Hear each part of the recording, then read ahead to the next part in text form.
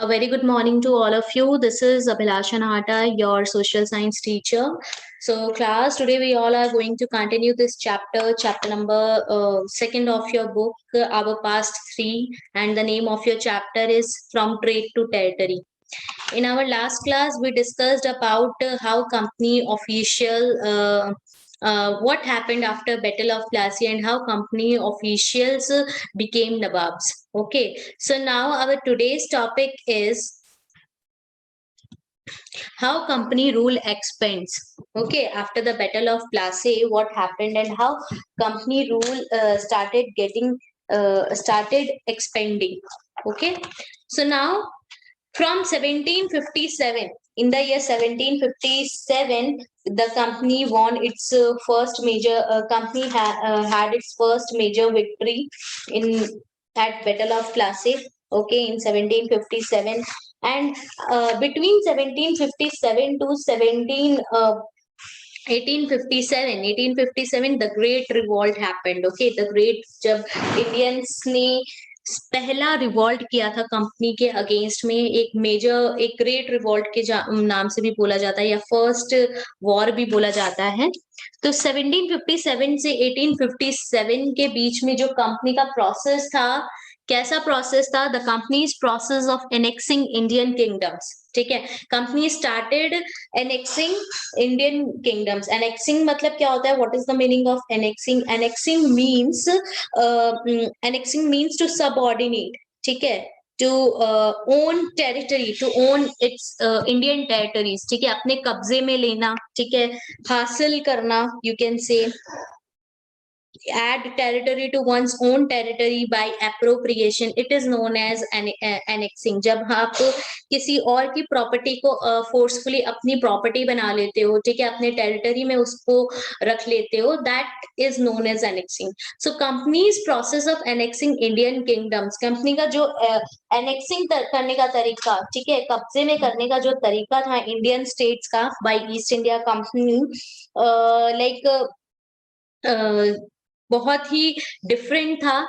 Company जो थी, the east India company जो थी, वो डायरेक्टली नहीं करती थी. They rarely launched a direct military attack on the unknown territory rather than directly controlling the territory by military attack. What company was doing, company was using a variety of political, economic and diplomatic methods to extend its influence before annexing an Indian kingdom. बहुत से politics खेलती थी, सुनते हो ना कि मतलब dirty politics खेलती थी, इकोनॉमिकली उन्हें वीक करने की कोशिश करती थी. ठीक है, बहुत ही डिप्लोमेटिक मेथड्स यूज करती थी. मतलब आप बोल सकते हो कि डायरेक्टली अपने आप को शो नहीं करते थे, मिलिट्री अटैक नहीं करते थे. Instead of it company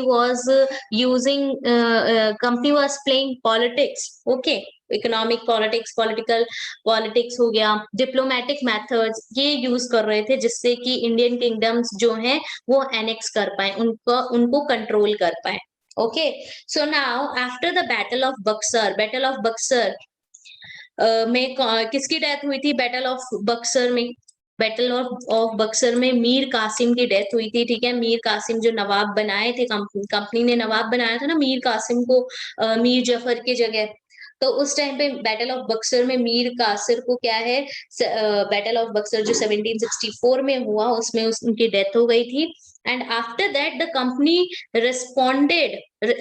appointed residents जो एक जगह में लोग रहते हैं. ठीक है, एक बोलते हैं ना कि you are the resident of which country, you are the resident of which state, मतलब आप कहाँ के रहने वाले हो. तो कंपनी ने स्टेट्स में, इंडियन किंगडम्स में क्या कर दिए? रेसिडेंट्स अपॉइंट कर दिए, पॉलिटिकल और कमर्शियल रेसिडेंट अपॉइंट कर दिए. एंड उनका मेन जॉब किया था, their job was to serve and further the interest of the company. ठीक है, सर्व करना कंपनी को और कंपनी के इंटरेस्ट को सर्व करना. ठीक है, ये उनका मेन इंटरेस्ट था कि वो कंपनी के लिए काम करते थे. तो ये बैटल ऑफ बक्सर के बाद कंपनी ने रेसिडेंट्स को अपॉइंट करना स्टार्ट कर दिया था. ये मतलब इट्स टाइप ऑफ स्पाई. ठीक है, स्पाई जैसे वर्क कर रहे थे. began interfering in the internal affairs, and after appointing the resident, the company officials started started interfering in the internal affairs of the Indian kingdoms. जितने भी internal affairs थे ना इंडियन किंगडम्स के, Indian states के, उनके internal affairs में, जैसे कि अंदर की कौन नवाब बनेगा, कौन क्या इनकी पॉलिसीज होनी चाहिए, ठीक है, इस किंगडम में कितना टैक्स लगना चाहिए, तो ऐसे करके इंटरनल अफेयर्स में कंपनी ऑफिशियल ने क्या करने लगे, इंटरफेयर करने लग गए थे. They tried to decide who was to be the successor to the throne and who was to be appointed in administrative post. Now what they were doing, they were trying to decide कि जो throne है, जो राजगद्दी है, जैसे बंगाल में नवाब है, वहां के महाराजा कौन बनेंगे, तो थ्रोन इज राजगद्दी, ठीक है, कि अब अभी राइट नाउ ही इज द नवाब, ठीक है, इसके बाद नवाब कौन बनेगा, वो ये डिसीजन अब कौन लेने लग गए थे, वो कंपनी ऑफिशियल्स ट्राई करते थे कि ये डिसाइड करने का, वो अपने इंटरेस्ट के अकॉर्डिंग क्या है, जो थ्रोन के जो राजा हैं, महाराजा हैं, उनको अपॉइंट करने की कोशिश करते थे. इवन जितने भी इंपॉर्टेंट पोस्ट होते थे मिनिस्टर्स की, गवर्नर्स की, उन्हें भी अपॉइंट जो है कंपनी ट्राई करती थी कि वो ही अपॉइंट करें, ठीक है, जिससे कि उनको बेस्ट सर्व हो सके, उनका जो है मोटिव पूरा फुलफिल हो सके. So sometimes the company forced the states into a subsidiary alliance. Now this is an important term, ठीक है, subsidiary alliance. सब्सिडरी अलायंस, अब इसका मीनिंग क्या होता है? Subsidiary alliance means Indian rulers were not allowed to have their independent armed forces. Indian rulers जो हैं उनकी खुद की इंडिपेंडेंट आर्म्ड फोर्सेस नहीं हो सकती है, मिलिट्री फोर्सेस नहीं हो सकती है. If they really wanted, if they want to protect themselves, if they want to protect themselves from the enemy, they have to take the help of the company, की company क्या करेगी, उनको protect करेगी, armed forces को क्या करेगी, armed forces को appoint करेगी, कंपनी ही अपॉइंट करेगी. एंड इसके बदले में कंपनी को क्या देना पड़ेगा, इसके बदले में कंपनी को company was they had to pay for the subsidiary forces. जो मिलिट्री और जो फोर्सेस कंपनी उनको प्रोवाइड करवा रही है, उनको उसके लिए पे करना पड़ेगा. And that was supposed to maintain for the purpose of this protection. जो कंपनी ने इस प्रोटेक्शन के लिए सब्सिडरी फोर्सेस को लगाया है, हेल्प करने के लिए भेजा है, उसको पे करना पड़ेगा कंपनी को, ठीक है. This is known as subsidiary alliance. क्या है? इंडियन रूलर्स खुद की इंडिपेंडेंट आर्मी नहीं बना सकते थे, अपनी खुद की मिलिट्री नहीं बना सकते थे. अगर उन्हें प्रोटेक्शन चाहिए, अपने एनिमी से प्रोटेक्ट करना है अपने आप को, they have to take the help of the company. और वो कंपनी क्या करती थी, कंपनी सब्सिडरी फोर्सेस को अपॉइंट करती थी, एंड उसके बदले में उन्हें जो नवाब थे, जो राजा थे, जो रूलर्स थे, उन्हें पे करना पड़ता था. If the Indian rulers failed to make the payment, then part of their territory was taken away as penalty. And sometimes जब Indian rulers payment नहीं कर पाते थे, then part of their territory, ठीक है, उनके टेरिटरी का कुछ पार्ट जो है एज ए पेनल्टी कंपनी को देना पड़ता था. Okay.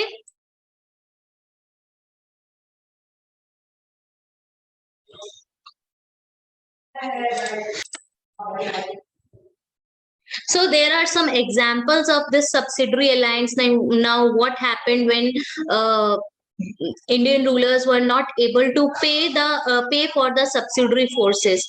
They took over the territory, and this is there is one example. There are so many examples, but in your book 2 examples are given.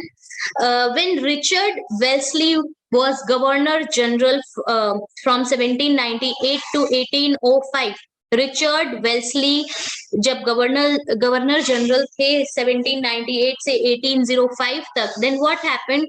The Nawab of Awadh was forced to give over half of his territory to the company in 1801 है यहाँ पे, ठीक है, 1801. Yes.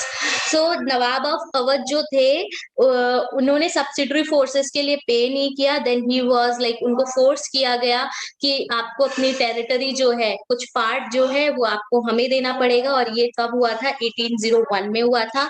Same Hyderabad के भी जो नवाब थे, निजाम थे, जब वो सब्सिडरी फोर्सेस के लिए पे नहीं कर पाए, then he was force to cede territories, ठीक है, कि उनकी जो टेरिटरीज थी उनको छोड़ देने का, उनको क्या बोल दिया कि आप अपनी जो टेरिटरी है हमारे नाम कर दीजिए, अब आपको यहाँ पे रहने का कोई अधिकार नहीं है। So he himself seed seed his territory. Seed मतलब क्या होता है, सौंप देना, उन्होंने खुद ने क्या कर दिया, उनको सौंप दिया, सीड कर दिया इन्हीं ग्राउंड्स में, कि वो सब्सिडरी फोर्सेस के लिए पे नहीं कर पा रहे। Now just look at this, Nawab Suhajudullah of Awadh with his sons and the British resident painted by Tilly Kettle, ठीक है, ये देखो, he is the British resident and उसके कुछ members हैं। Now नवाब सुहाजुद्दौला हैं और उनके छोटे छोटे बच्चे आप देख रहे हो। So now the treaties that followed the Battle of Buxar forced Nawab Suhajudullah to give up much of his authority. Here, however, he possesses in regal splendor towering over the resident, ठीक है। अब देखो ये picture में क्या show कर रहा है कि बैटल ऑफ बक्सर के बाद में जो अवध के जो नवाब थे सिराजुद्दौला, उनको क्या करना पड़ रहा था, उनको अपनी जितनी भी पावर्स थी, अथॉरिटी थी, वो गिव अप करनी पड़ रही थी, सारी ब्रिटिश ऑफिशियल्स को सौंपनी पड़ रही थी, देनी पड़ रही थी कि अब आपको ही सारा अधिकार है, ठीक है। Here however he poses in regal splendour, फिर भी उन्होंने यहाँ पे पोज कैसे दे रखा है कि एक जो आपका फोर्ट है, वहीं का आपका फोर्ट का ही क्या है, टावर है, टावर के पीछे एकदम रॉयल लुक में वो खड़े हैं, पोज दे रहे हैं, और उन्होंने पिक्चर्स जो है क्लिक करवाई है, ठीक है, नॉट क्लिक बट यहाँ पे हाँ पेंट हुई है पिक्चर, ठीक है। इवन सिराजुद्दौला जो थे, उनको तो सारी उनके पास कोई अथॉरिटी नहीं थी, फिर भी they were living like a nawab, okay. So now what power did the resident have, जो रेसिडेंट अपॉइंट करते थे गवर्नर्स, उनके पास पावर्स कौन सी होती थी, क्या क्या पावर्स होती थी। So this is what James Mill, the famous economist and the political philosopher from Scotland, wrote about the resident appointed by the company. James Mill, जिन्होंने आप वो बुक भी लिखी है, he was in Scottish economist, and he wrote a history of British India where he divided India into three periods, Hindu, Muslim and British, right? तो James मिल ने क्या किया था यहाँ पे, again he wrote about the residents जो company ने appoint किए थे। he wrote, we place a resident who really is king of the country, where whatever injunctions of non-interference he may act under, as long as the prince acts in perfect subservience and does what is agreeable to the residents, that is, to the British government, things go on quietly. They are managed without the resident appearing much in the administration of affairs. But when anything of a different nature happens, the moment the prince takes a course which the British government think wrong, then comes clashing and disturbance. Now, first of all, there are two word meanings which is mentioned, highlighted here, and the meaning of these two words are here. Injunction means instruction, and subservience means submissiveness. Now, what is submissiveness? Submissive means will of others, or you can say obedient or passive, ठीक है, जो किसी की बात मानते हैं, जो ओबे करते हैं किसी को, right. So we place a resident who really is the king of the country, ठीक है, कि हमने ऐसे रेसिडेंट्स को अपॉइंट किया है जो रियलिटी में जो है कंट्री का जो है राजा है, जो भी इंस्ट्रक्शंस उसको मिलते हैं वो इंस्ट्रक्शंस वो फॉलो करता है, एंड प्रिंस और महाराजा राजा वैसे ही एक्ट करते हैं, ठीक है, ओबे करते हैं, ठीक है, वॉट एवर ब्रिटिश ऑफिशियल्स और English east India company say to them, they do this, they do that thing, they do that thing, okay, and does what is agreeable to the resident, that is to the British government, things go on quietly. अगर residents ने agree कर दिया, मतलब British government के पास वो चीजें जो है जल्दी से चली जाती हैं, They are managed without the resident appearing much in the administration of affairs. They are managed without the resident appearing much in the administration of affairs, but when anything of a different nature happens, the moment the prince takes a course which the British government think wrong, then comes clashing and disturbance. ठीक है. If somehow वहां पे कोई resident नहीं है, तो कोई भी जो पावर अगर प्रिंस शो करता है, तो उस पावर को ब्रिटिश गवर्नमेंट क्या ले लेती है, गलत ले लेती है, एंड इससे क्लैशेस अराइज होते हैं, कॉन्फ्लिक्ट्स होते हैं, डिस्टर्बेंस होते हैं, और वो बैटल में क्या हो जाती है, कन्वर्ट हो जाती है. तो ये जो रेसिडेंट के मतलब कि यहाँ पे रेसिडेंट की पावर को शो किया है कि कितने इंपॉर्टेंट थे रेसिडेंट अंडर ब्रिटिश रूल. ठीक है, जो अपॉइंट किए गए थे रेसिडेंट्स कितने पावरफुल थे, कितने अथॉरिटिव थे, कि एक बार उन्होंने बोल दिया कि ये काम करना है, या फिर ये ब्रिटिश जो ऑफिसर्स होते थे, ब्रिटिश गवर्नमेंट होती थी, उनको उन्होंने बोल दिया कि नहीं ये डिसीजन लेना है, तो ब्रिटिश गवर्नमेंट ले लिया करती थी. तो इतने इंपॉर्टेंट थे, रेसिडेंट का रोल जो था बहुत इंपॉर्टेंट और पावरफुल था. Okay, so now this is all about today class. We will we will study our next topic, Tipu Sultan, the tiger of Mysore. Mysore सबने सुना होगा आपने. ठीक है, हम टाइगर ऑफ मैसूर टीपू सुल्तान के बारे में पढ़ेंगे. ठीक है, and this is all about today. Go through this topic, and if you face any problem, do let me know.